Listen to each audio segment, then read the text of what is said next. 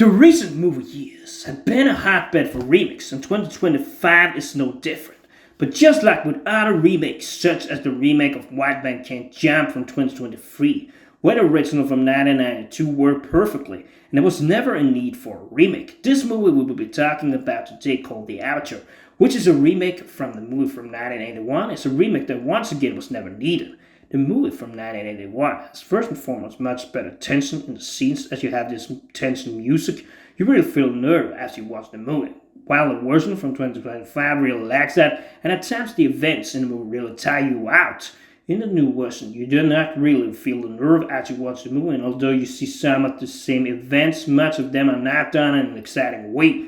The movie from 1981 also has a better structure where you in this new version can't even see the most important moment when it happens in the movie where the wife of the main character is killed by terrorists.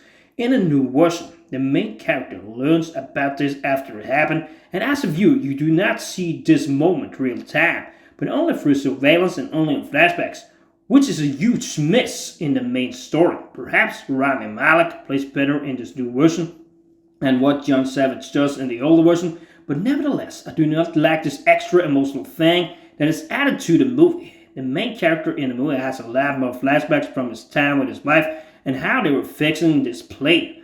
Whenever there's a stop in the story, this rather thin one in the new version, we see these flashbacks, as compared to the 1981 version, where you do not have time for that. Yes, you see some flashbacks in that one as well, but I really failed to see this relevance to paint this picture of this broken emotional man seeking revenge rather than seeing it as in the 1981 version, a more determined individual that uses way less time to find out what he wants.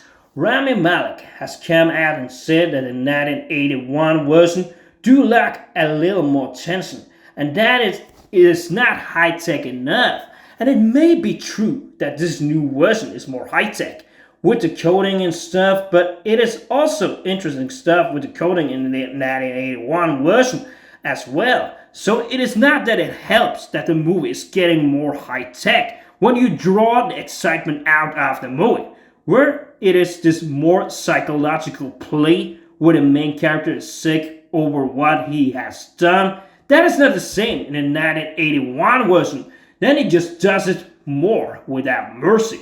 One thing that really annoys me with this new version is how you prioritize this blood monetization where the CIA director has to be a female. And I feel you see this in every new movie nowadays, that you have to have a female character in a high-ranking position. For example, in the Mickey 17 movie and in the newest Mission Impossible movie, the president was a black woman, and we do not need to see this in every fucking movie, guys. Naturally, like in a 1981 version, he is also helped by this female character that is also good on surveillance. But in the older version, he is also helped by this guy that helps him get across the Czechoslovakian border. This is a very dramatic event as the border patrol tries to kill both him and the other guy.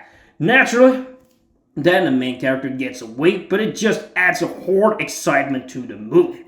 The version from 1981 does have a faster pace and better and more intense action scenes, where the 2025 version uses way more time before this main character barges into the office, threatening that he has certain dirt on these CIA operations that he will post if they do not meet his demands, lets him train to become an operative, and has combat training.